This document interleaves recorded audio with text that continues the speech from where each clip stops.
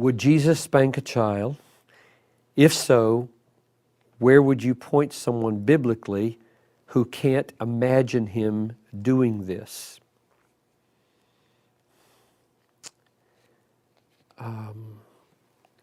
If Jesus were married and had children, I think he would have spanked the children.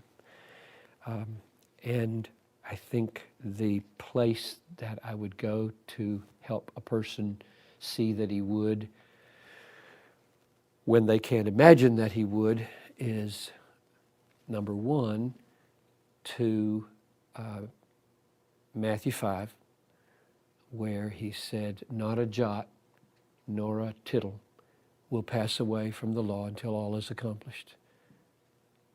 In other words, all the law and the prophets stand until they're done, and the law says, spare the rod, spoil the child. That's a paraphrase. The book of Proverbs says, if you withhold the rod, you hate your son. Jesus believed the Bible, and he would have done it. Now, that does not address the heart of the issue. The heart of the issue is, why does this person feel this way?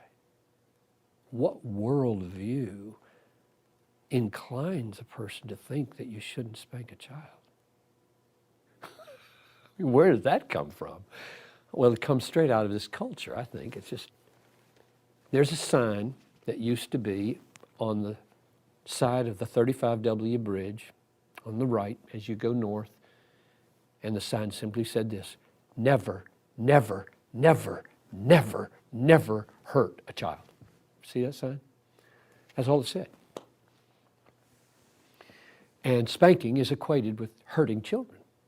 It's against the law in Sweden to spank a child. It's against the law, I think, in some states in America, I'm not sure, that to spank a child. Well, I will go to jail over that issue.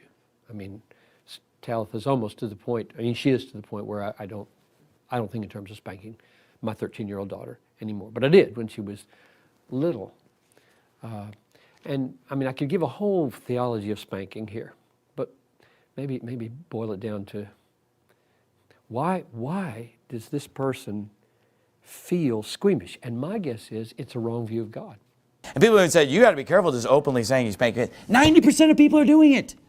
And if every pastor would openly say it, and if every Christian would openly say it, and if every person who's doing it would openly say it, it would never be illegal.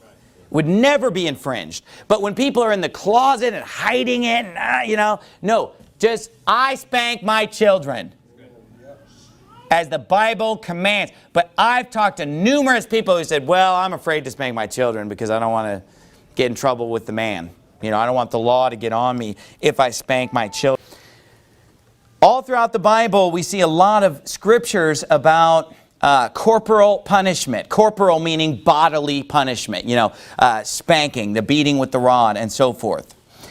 Oftentimes it deals with children, as in the 3 verses that we looked at. There are actually many scriptures in the Bible that actually are dealing with even adults, even servants, even people who are criminals, being beaten. Now today, when someone commits a crime, we are so much more humane. So we lock that person up in a cage for 20 years. When that, by the way, that's completely unbiblical. Prison is completely unbiblical. There's no place in God's law did he tell anyone to go to prison or to make a jail. They would actually punish people for their crimes. They would either punish them with the death penalty if they committed a very serious crime like murder or rape or adultery, or if they committed a lesser crime, they would receive a beating. Okay, and then basically if they did an even smaller crime, they would just have to pay a fine. They would just pay money to the person that they harmed. To the victim of the crime, they would pay money. Those are pretty much the 3 punishments that you'll see in the Bible: either death, scourging, or paying a fine. Those are the main punishments. No mention of prison.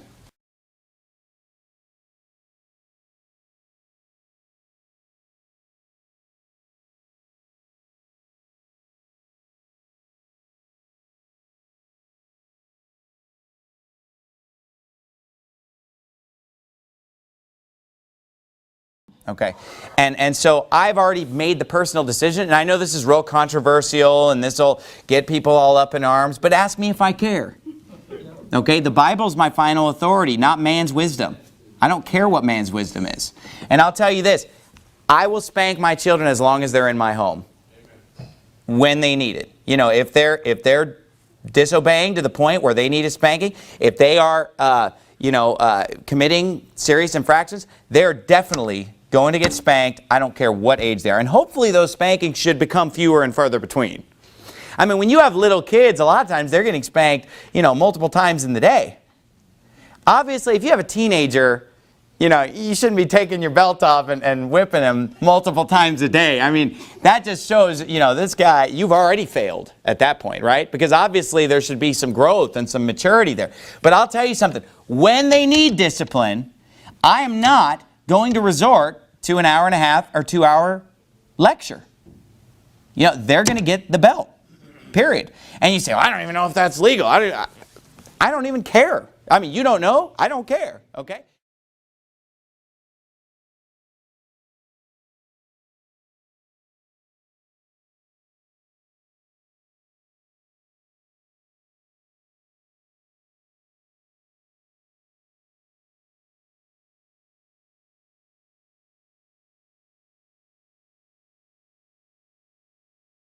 So we see here in Proverbs 19:18, and I want to talk about how spanking your children is under attack today. But it says in verse 18, chasten thy son while there is hope.